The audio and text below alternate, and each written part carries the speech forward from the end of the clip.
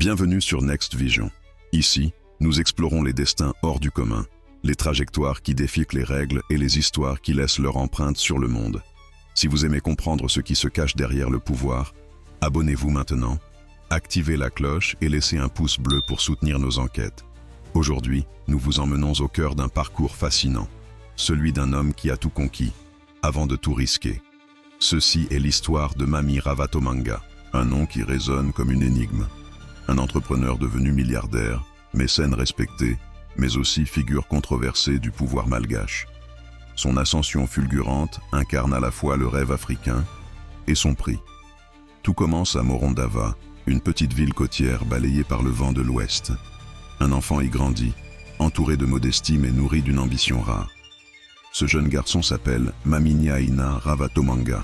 Dans le sable chaud et la lumière d'un Madagascar en pleine mutation, il apprend la débrouillardise, la patience et l'endurance. Très jeune, il se distingue par son sens de l'observation et sa soif d'apprendre. À l'adolescence, il quitte sa ville natale pour rejoindre Antananarivo, la capitale. Symbole de réussite et de pouvoir, la grande ville attire les ambitieux et les rêveurs. C'est le début d'une aventure où chaque pas est un pari. Il enchaîne les petits boulots, apprend les règles du commerce, observe, écoute. Très vite, il comprend une chose. À Madagascar, les opportunités ne se trouvent pas. Elles se créent. Dans les années 1990, il fonde Sodiat, une petite société de transport dotée de quelques camions, d'un bureau modeste et d'une vision immense. Relier le pays, développer les échanges, créer des emplois. Le jeune entrepreneur mise sur la rigueur et la discipline. Là où d'autres voient la crise, lui voit une brèche. Son sens du risque et sa capacité à anticiper les besoins du marché deviennent ses plus grands atouts. Sodiat grandit, s'étend, diversifie ses activités. Transport, logistique, BTP, hôtellerie, énergie, chaque secteur devient un nouveau territoire à conquérir. En quelques années, Ravatomanga transforme une entreprise locale en un groupe tentaculaire, présent dans tout Madagascar.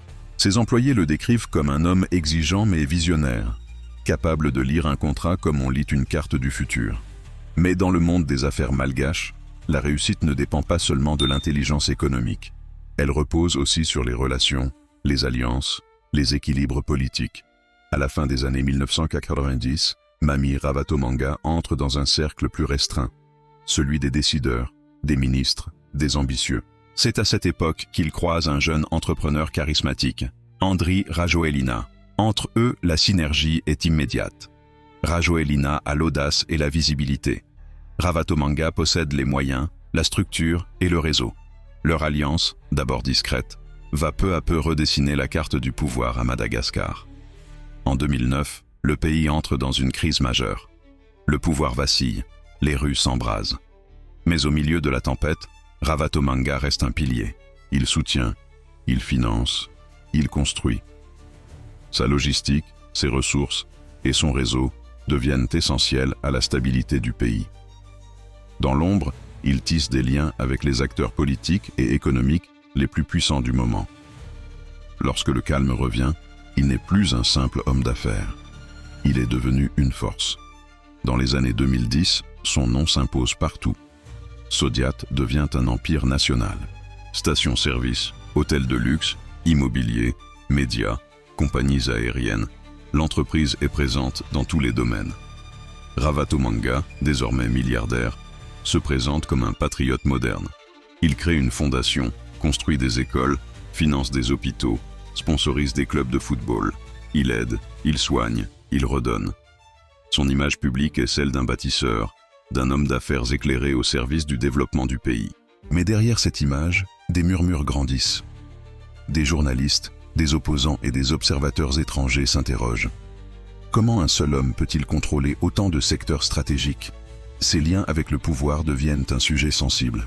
Les rumeurs évoquent des avantages économiques douteux, des contrats publics attribués sans concurrence et des relations étroites avec les cercles présidentiels. En 2017, son nom apparaît dans plusieurs enquêtes de presse européennes. En France, le parquet national financier ouvre une investigation pour blanchiment et corruption présumée. Aucune preuve n'est établie et le dossier sera classé sans suite, faute d'éléments suffisants. Mais le mal est fait. La rumeur devient mythe. L'homme d'affaires exemplaire devient une figure controversée. Les médias se divisent. Pour certains, c'est un visionnaire injustement attaqué. Pour d'autres, un symbole du capitalisme d'influence et de la connivence politique. À partir de 2020, le climat politique se durcit. Les critiques se multiplient. L'allié d'hier devient un bouc émissaire commode. Certains contrats sont bloqués, des partenaires se retirent, les soutiens politiques s'effritent. Ravatomanga se fait plus discret. Moins de discours, moins d'apparitions publiques, plus de silence. Dans ses bureaux d'Antananarivo, on parle encore de lui avec respect, mais aussi avec prudence. Les regards changent, les équilibres aussi. L'homme semble pressentir que la marée tourne. En 2025, Madagascar traverse une nouvelle crise. Inflation, coupure d'électricité, colère populaire, le pays vacille. Et au centre des débats, un nom revient sans cesse, Mami Ravatomanga. Le 12 octobre, il quitte discrètement le pays à bord de son jet privé, direction l'île Maurice. Quelques jours plus tard, les autorités malgaches annoncent le gel de ses avoirs et un mandat d'arrêt international.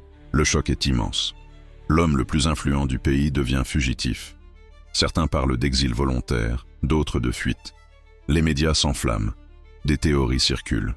Pour beaucoup, c'est la chute d'un empire. Pour d'autres, c'est une manœuvre politique destinée à écarter un rival devenu gênant.